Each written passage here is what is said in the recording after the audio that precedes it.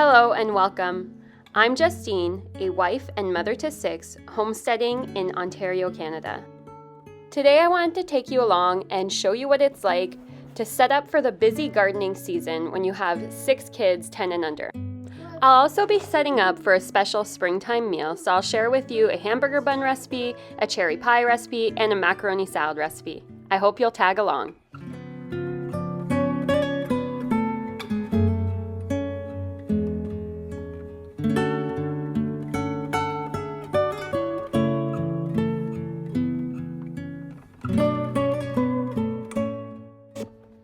This morning started off like most days do. I fed my sourdough starter because I wanted to prepare myself for whatever foods I was going to make that day, which happened to be some hamburger buns. I've had this starter for about 4 years now, so I don't really worry about when I feed it. I just make sure that I have it pretty fresh and bubbly most of the time, and we also use so much sourdough discard around here that I never really worry about feeding it too much. Next up, I got some macaroni pasta boiling. I love macaroni when I'm making pasta salad, so that is always the shape that I choose, but you could use whatever shape that you prefer. After cooking it, I drained it out, and then my secret is I add salt right away, mix it in, and then I let the entire pot of pasta cool down until it's cold enough for me to add dressing. While the pasta salad was cooling down and my starter was getting all bubbly, I brought the chicks that we had just hatched over to the brooder. They had been alive for about a week, and so I felt they were acclimated enough at this point to be able to be thrown in with the rest of the chicks. And I know they say sometimes you have to separate them, but I wasn't too worried about that, being that there were only 3 weeks between the chick hatches. So we just threw them in with the big ones, and they did absolutely fine. The pigs are still being crazy, but soon enough they'll get used to us. And then we went on and started working on the garden. Now, to get this done, I had to wait most of the day for the 2-year-old and the baby to take a nap. I've been working really hard on making sure they nap simultaneously, which means that sometimes I'm trying to keep one or the other awake using various methods, mostly yelling and being fun, so that they don't fall asleep when they're feeling tired, and just push those naps a little bit further so that they do end up sleeping at the same time. So I can get a pretty good chunk of time, maybe an hour and a half. Sometimes, if I'm super lucky, I'll get 2 hours out of their naps, and I'm able to get a lot done in the garden during this time. The downside is that in the heat of summer, I'm stuck working in those like really warm afternoon hours. But hey, I'll take it over having to wear the baby during those really hot days. So this is how I get a lot of gardening done. My 8-year-old has always been really interested in gardening. So he has been my go-to man for when I need someone to just push those seeds in or rake something up. So he is helping me plant some snap peas today. Snap peas will be my undoing, I think. For 5 years, I have been planting snap peas, and every year my crop fails. I don't know what I'm doing wrong. I keep them wet, it doesn't work. I keep them a little bit drier, it doesn't work either. If you guys know how to grow successful snap peas, please let me know, because I cannot figure this one out.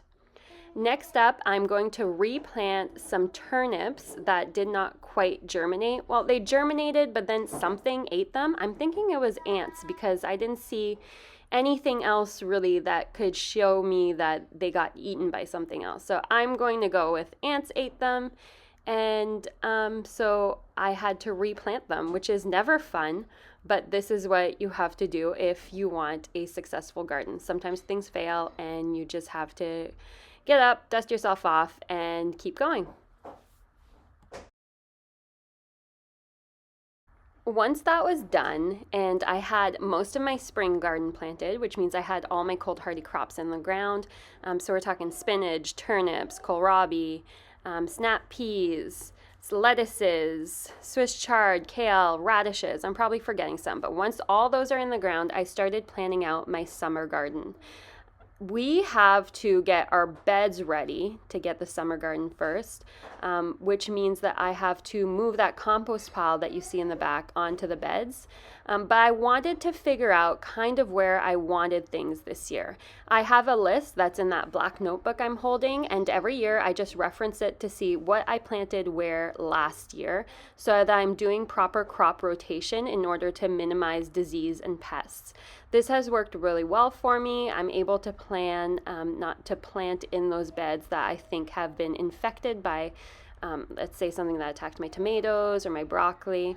So I'm just looking around and trying to figure out where I want everything. Under those blue tarps, we are solarizing the soil, which means we're trying to kill off that pesky crabgrass that keeps popping up all through my garden. And so I'm just trying to figure out if the solarization is working or if we're going to have to forgo those. And while I was doing my walk around, I noticed that there was a killdeer nest in the middle of one of my beds. She had laid one egg at that point, but we've noticed that she's laid 4 more, and she was getting pretty upset with us just looking at her. So we are going to have to work around her. I don't want to disturb her. It would break my heart to move her eggs because I don't know if she'll recognize them after. So we'll just leave her alone and let her hatch her eggs, and then when she's done, we'll get that bed planted.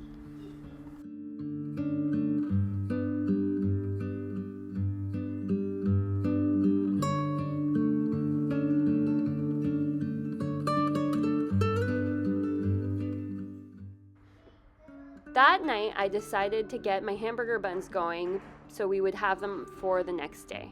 The first thing I did was melt some coconut oil in a pan, and then to my mixer, I added some sourdough starter, some milk. I only use milk for my hamburger buns. I use the same recipe for all my buns, and I always use milk because we always have excess milk. You could always use buttermilk or water. I added some eggs. I believe I threw some salt in, that coconut oil that we melted down. I just put everything in my mixer. I don't really worry about the order of the ingredients. I just throw it in. And once I was done that, I got it mixing up for a couple minutes until I felt that it was thoroughly mixed together.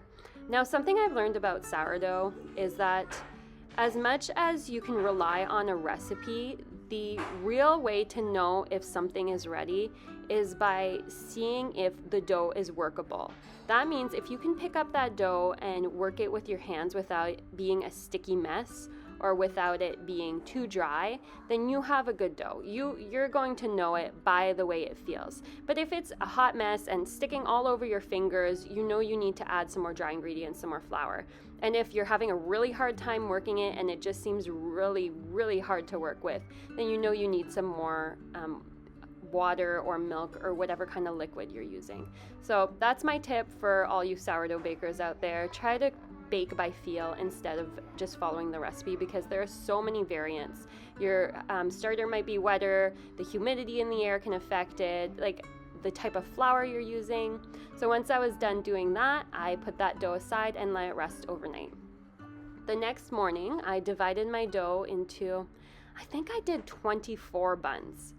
And I shaped those buns using that same method I have showed you guys before, where I kind of fold the dough onto itself into a ball, and then I roll that dough up against the side of my hand until it forms a firm little bun.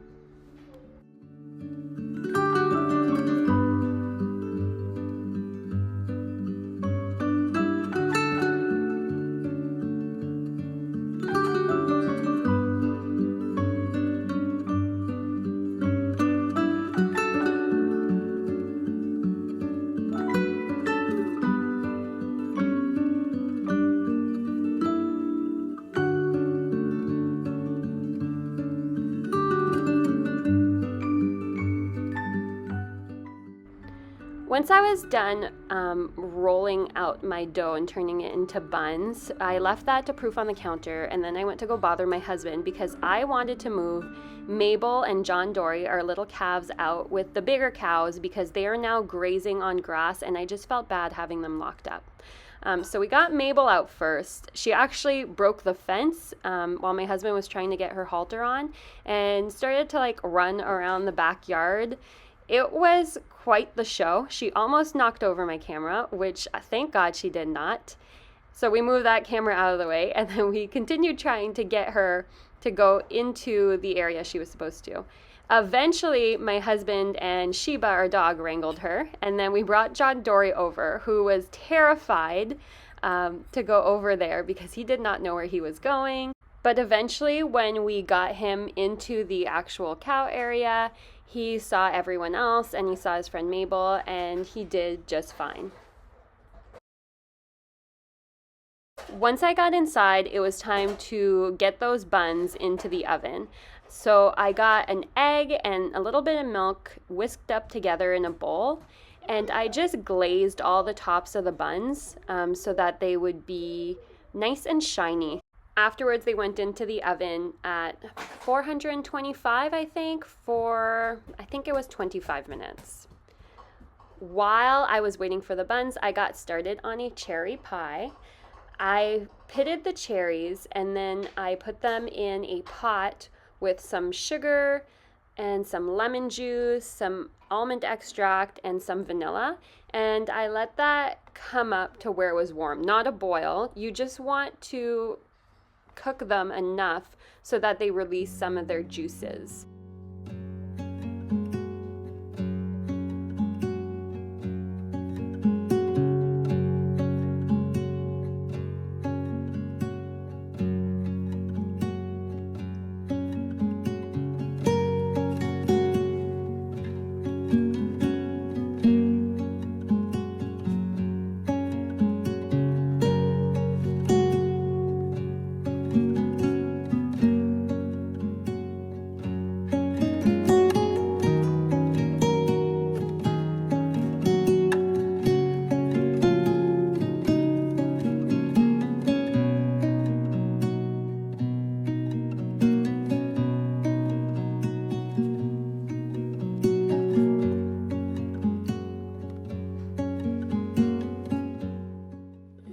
While the cherries were cooking down, I rolled out some pie dough that I had prepared earlier that week. If you guys want my recipe for pie dough, I will just link it in the description. And once I got it thin enough, I popped the bottom part of the pie dough into my pie plate. And I'm gonna apologize right now. If you guys can hear a lot of noise around me, it's just because I have the toddlers with me right now. It's the only time I had to record, and unfortunately, the baby and the toddler are here. So it is a little bit louder than usual, but I'm hoping you guys can still hear this okay. Once the cherries had released enough of their juice, I strained out the actual cherry pieces out and put it right into that prepared pie crust. And then to the leftover juices, I added just a little bit of cornstarch, and I brought that almost to a boil so that it would thicken. Once it was thick enough, I poured it over the top of those cherries into my pie crust.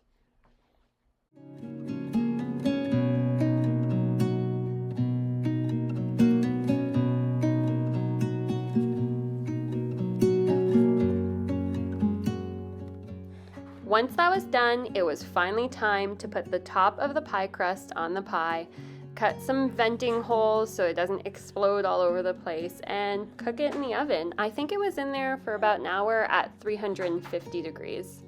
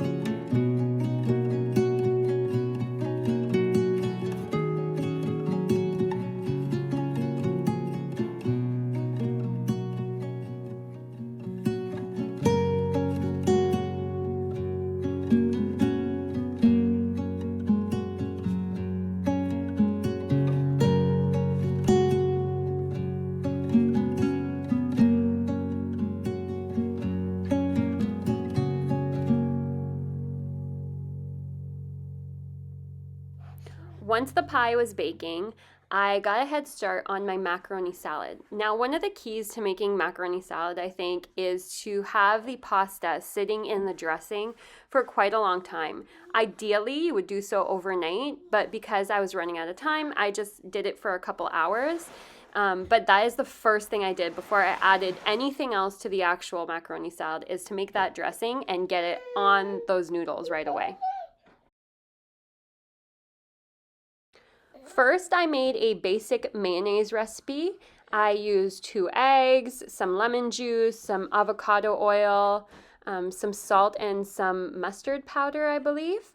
I got that all mixed together and emulsified, and once that was done, to it, I added 5 tablespoons of apple cider vinegar, 1 or 2 tablespoons of honey, I can't really remember, some salt, some paprika, some garlic powder, and some onion powder. I mixed that all together, and it made like a sweet mayonnaise, like type of dressing, almost like a Miracle Whip.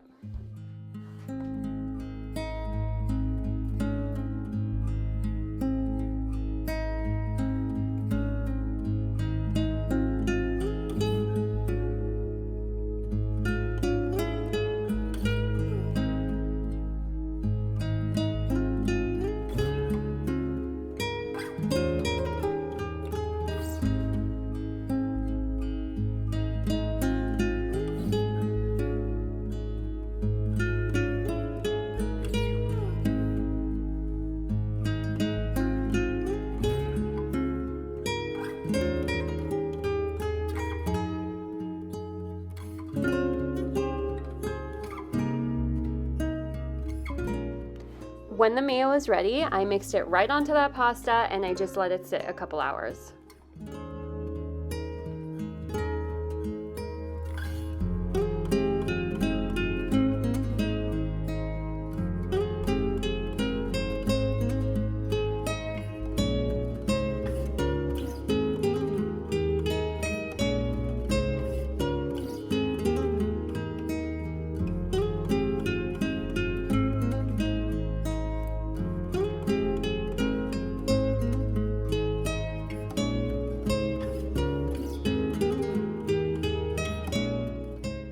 Once the macaroni salad was ready, I chopped up some carrots, some radishes, some celery, some cucumber, some green onions, and some cheese. I added it to the bowl and I mixed that all together, and then I think I let it sit for about 2 hours. That is the minimum amount of time that I think you should let it sit. Ideally, like I said earlier, it would sit overnight, but I had just not planned my time correctly, so it had to wait 2 hours, and that was fine.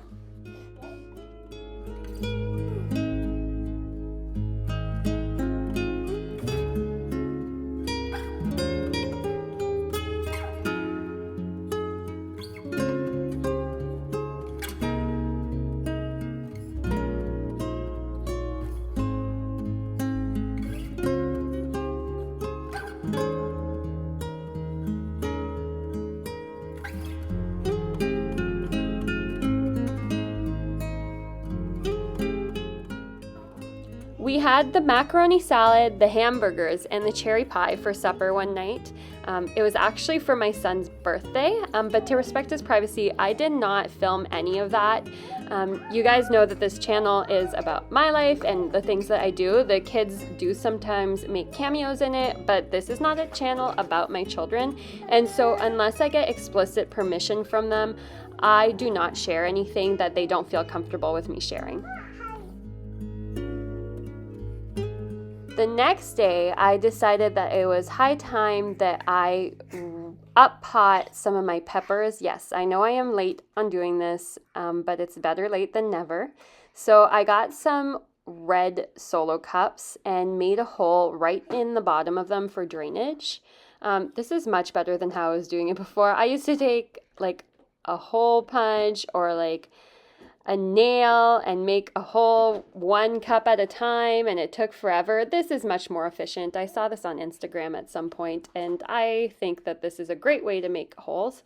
We also had gotten like a soil blocker this year, but I did not have any success with the soil staying together. It was just crumbling. So I'm going to have to research and figure out how to improve the soil blocks and the type of soils that I am using to make those blocks so that I can actually use this device. But for the time being, the red solo cups work perfect, and I do wash them out and reuse them the next year, so it's perfect for right now. What you're seeing now is pretty typical of me gardening with little kids during the summer. I would ideally be in the garden doing this to minimize the mess in the yard, but that's not possible right now because the kids wouldn't be as comfortable. There's not much shade in there. So I just set them up in our front yard underneath a tree, which was providing us with a little bit of shade. And I could keep my eyes on the toddler and watch the 4-year-old and the 6-year-old run around. And I could do what I needed to do with all the seedlings. I brought over some compost so I could add it to my cups, and everyone was pretty happy the entire duration of this. It must have taken me about a half hour, but they stayed content where they were. So this is how I get most of my stuff done, is just being creative with where I am doing the gardening tasks. If I'm able to work somewhere else, I do, because they do get sick of just sitting in the garden all day long. So it's nice to have some stuff that I can do elsewhere. I've also learned that I need to provide my toddler with things to do. Like him filling up this cup right now is no big deal, and I'm not going to get frustrated with it because he could be pulling seedlings and crushing them, and honestly, he probably will pull seedlings and crush them. That's just part of gardening with a toddler. I've had years where I've planted beds of something and the toddler has gone and pulled them all out, or trampled them all, or messed up the soil somehow. And it's just part of being a mom and having little kids around. You just have to go with the punches, try to entertain them as much as possible and distract them so that you're able to get your stuff done, and then use naps to get most of the important things done. That's the only reason we had a garden last year, because I had a new one, he wasn't even 1.5-year-old, and I was very pregnant, and during nap times I would run outside and just get it all done.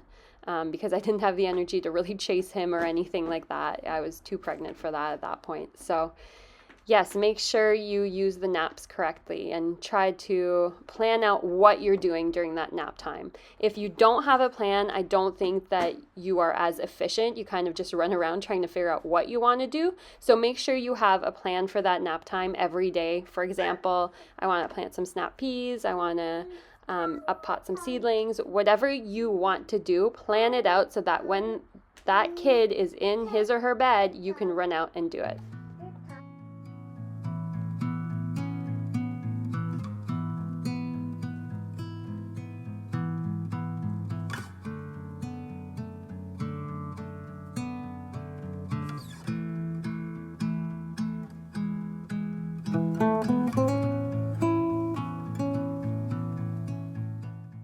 That day, once the babies were doing their naps, I ran out, and my plan was to get 2 beds completely ready. So that means pulling all the weeds out, making sure there's nothing left over that would keep growing through compost, and then dumping loads of compost on top.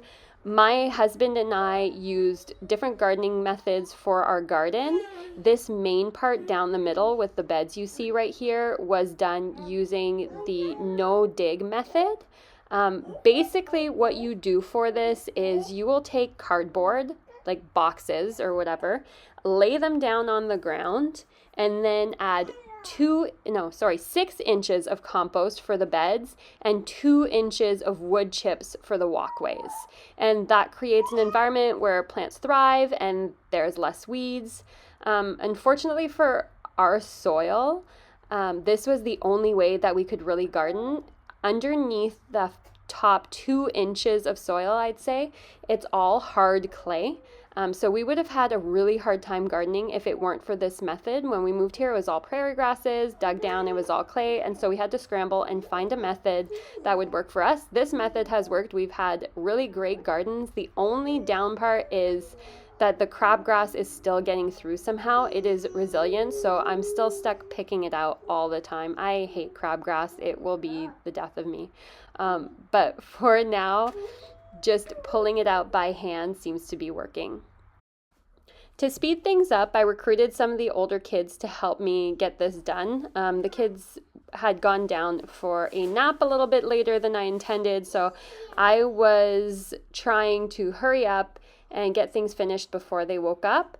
They helped me load up our little cart and dump the manure onto the gardening beds, and it got done quite quickly. The kids actually have as part of their chores that they have to do 10 to 15 minutes of gardening in the garden a day, depending on their ages. And it actually adds up. Like, they usually find something to do. My son will choose something like weed whacking. My daughters will usually just choose to pull some weeds out, and it does help in the long run. I mean, having them do this every day also develops their gardening skills, which is something that I think that every kid should learn, how to grow their own food. So it's great. It's a really nice thing for them to have on their to-do list.